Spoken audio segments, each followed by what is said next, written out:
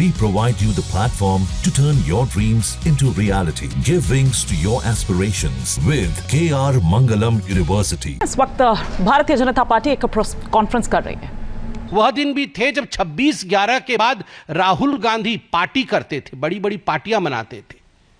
वो लोग आज कह रहे हैं कि आतंकवादी घूम रहे हैं और सांसद घूम रहे हैं। और मुझे तो दुख होता है कि राहुल गांधी, रेवंत रेड्डी और रमेश जी सभी पूछ रहे हैं बताओ कितने जहाज गिर गए हिंदुस्तान के। ये डे वन से पूछ रहे हैं बताओ कितने जहाज गिर गए हिंदुस्तान के। ये कोई सवाल है? आपको समझ नहीं है? भारतवर्ष ने, भारत की सेना ने 9 आतंकवादी अड्डों को ध्वस्त किया। सैटेलाइट इमेज दिखाया गया। बकायदा डीजीएमओ ने जब प्रेस कॉन्फ्रेंस किया तो तथ्य रखे गए, इमेजेस दिखाए गए। देन एंड नाउ, पहले कैसे था ये मरकज, अब क्या हुआ है, ये सारी तस्वीरें दिखाई गई। जब 11 एयरबेस ध्वस्त किए गए पाकिस्तान के, तो तमाम एयर बेसेस की एक एक तस्वीर, कहां पर क्या, कहां डोम गिरा, कहां पर उनके हवाई जहाज उड़ गए, कहां पर रीफ्यूएलिंग सेंटर उनका ध्वस्त हुआ, कहां उनकी हवाई पट्टी ध्वस्त हुई, वो सारी तस्वीरें आपके सामने रखा गया, बकायदा एक सबूत के रूप में। अगर जहाज गिरता है तो उसका रैकेज होता है, मलबा होता है। अगर जहाज गिरती है तो उसका सैटेलाइट इमेज होता है। अगर जहाज गिरता है तो अंतर्राष्ट्रीय जगत में हलचल होती है और अंतर्राष्ट्रीय जगत के एक्सपर्ट्स भी इस पर कमेंट करते हैं, टिप्पणी करते हैं, सबूत प्रस्तुत करते हैं। मगर ऐसा नहीं हुआ। उल्टा मैं तो पीएम शहबाज शरीफ, पाकिस्तान के पीएम हैं, उन्होंने क्या कहा है मैं पढ़ देता हूं। वो कहते हैं, कोट, हमने 9 और 10 मई की रात को भारतीय सेना को जवाब देने के लिए हमला करने का फैसला लिया, लेकिन उससे पहले कि भारत के ब्रह्मोस मिसाइलों से पाकिस्तान सैन्य ठिकानों पर हमला कर दिया। हमने 9-10 मई की रात को भारतीय सेना के जवाब के लिए हमला करने का फैसला लिया था, लेकिन उससे पहले ही भारत के ब्रह्मोस मिसाइलों ने पाकिस्तान के सैन्य ठिकानों पर हमला कर दिया। इससे पहले नूर खान एयरबेस के विषय में भी पीएम शहबाज शरीफ ने कहा था कि उसे भी ध्वस्त कर दिया गया था। अरे राहुल गांधी, आप हमसे क्या रिपोर्ट कार्ड मांग रहे हैं, हमसे क्या सबूत मांग रहे हैं? आपके यार, आपके दिलदार, आपको चाहने वाले और आप उनको चाहने वाले, आपके शहबाज शरीफ खुद आपसे बोल रहे हैं। ये शहबाज शरीफ और राहुल गांधी फोन पे बात नहीं करते हैं क्या? करते तो होंगे ही। तो शहबाज जी से राहुल जी को बता दीजिए फोन करके कि यह आपका ही बयान है।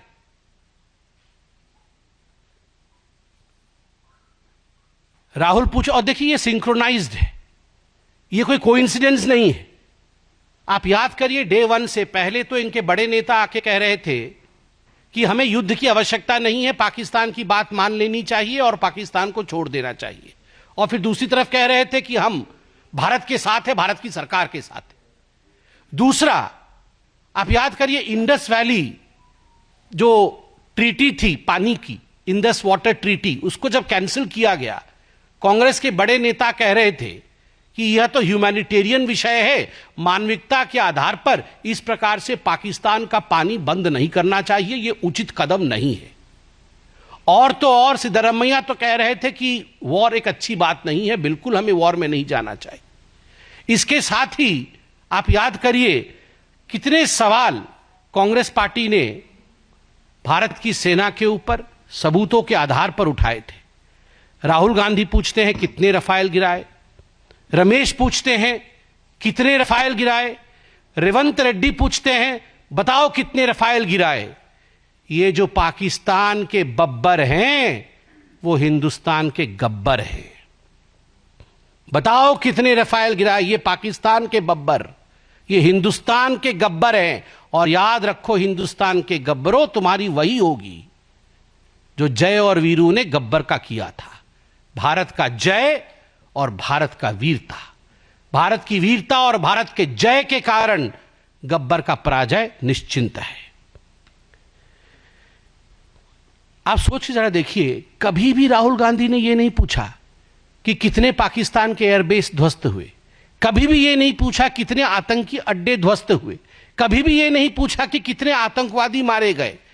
पूछा तो केवल इतना कि कितने हवाई जहाज हिंदुस्तान के गिरे। मगर चलिए, कल तो एक बात अच्छी हुई कि प्रेस कॉन्फ्रेंस में मैं देख रहा था, जयराम रमेश ने कम से कम ये तो माना कि भारत की अर्थव्यवस्था 10 गुनी बढ़ गई है। इतना ही उनके प्रेस कॉन्फ्रेंस में सत्यता थी। और आज मैं पूछना चाहता हूं राहुल जी, आज देश जानता है कि कांग्रेस में भी दो फाड़ है। एक वो कांग्रेस जो पाकिस्तान का समर्थन कर रही है, और कांग्रेस के अंदर भी कुछ ऐसे नेता हैं जो देश के लिए आवाज उठाना तो चाहते हैं किंतु आपके कारण उठा नहीं पा रहे।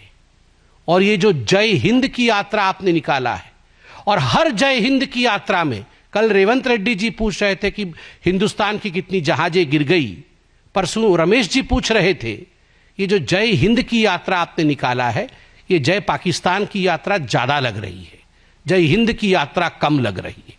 इससे अच्छा होगा आप यात्रा बंद करिए और पाकिस्तान के साथ सलाह मशवरा करके कंबाइंड प्रेस कॉन्फ्रेंस करिए।